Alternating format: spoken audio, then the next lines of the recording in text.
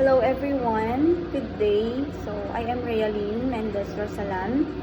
So in this video, I will explain the concept of dynamic semantics and how it differs from static demands and provide some examples of the dynamic semantic features. So I have here my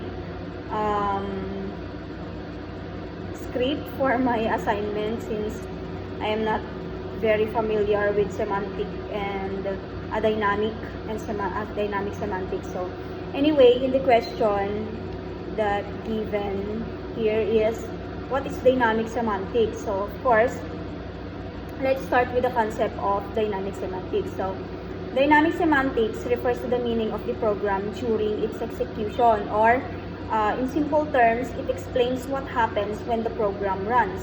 Ano kaya yung mga nangyayari behind the program na kasalukuyang nagra-run? So, yun ang ating dynamic semantics. So, it focuses on how the statements are executed, how values change over time, and how the program behaves step by step. So, for example, when a program performs a calculation like x is equal to x plus 1, so dynamic semantics describes how the value of x during runtime. So, dito, parang dinedescribe niya yung value ng ating x during runtime. So, if static is about rules, then dynamic semantics is about a actual behavior. So, meron din dito na difference between static and dynamic semantics. So, now, let's differentiate static semantics and dynamic semantics. So, when we say static semantics, this refers to the rules checked before the program runs. It is usually during the compilation ng program natin. So, here it includes the type checking, variable declarations, and of course, yung pinaka-importante, the syntax correctness. So, for instance, if you declare int x is equal to hello, semicolon, this will result in an error because, bakit? Because it assigning a string to an integer is not allowed. So, on the other hand, dynamic semantics happening during runtime also. It deals with the execution of instructions, function calls, loop behaviors, and memory changes.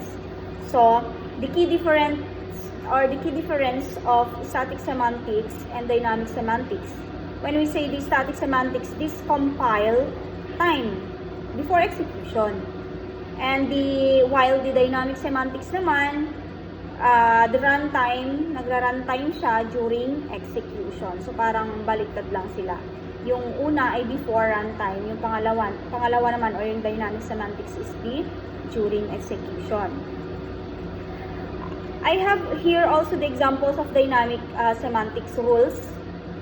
Let's look at some examples of dynamic semantics features in programming languages. First is dynamic typing. In languages like Python, variables can change type during execution. So example, x is equal to 10, x is equal to hello, and then here the type of x changes at runtime. Second is function calls and recursion. So dynamic semantics explains how functions are executed and how values are passed and returned. So third is control structures such as loops and conditionals. For example, in a while loop, dynamic semantics describes how many times he loop runs depending on the condition. So maglo-loop at maglo-loop siya. Depende sa condition kung ano yung meron sa condition na nilagay. Fourth is memory allocation.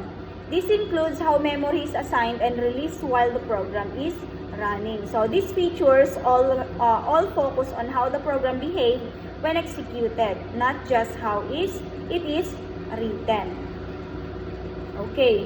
So to conclude, the dynamic semantics is essential in understanding how programs actually work during execution. Kung paano nga ba gumagalaw yung program during execution.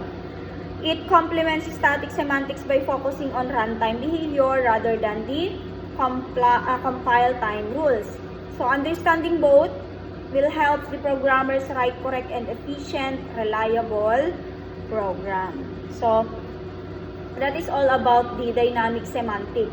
And of course, we also included here the static semantics kasi nung last na binigay ni Sir, yun ay static semantics lang. Ngayon, nagkaroon na tayo ng static semantics and dynamic semantics that we are going to differentiate. So, that's all for my activity and thank you so much po.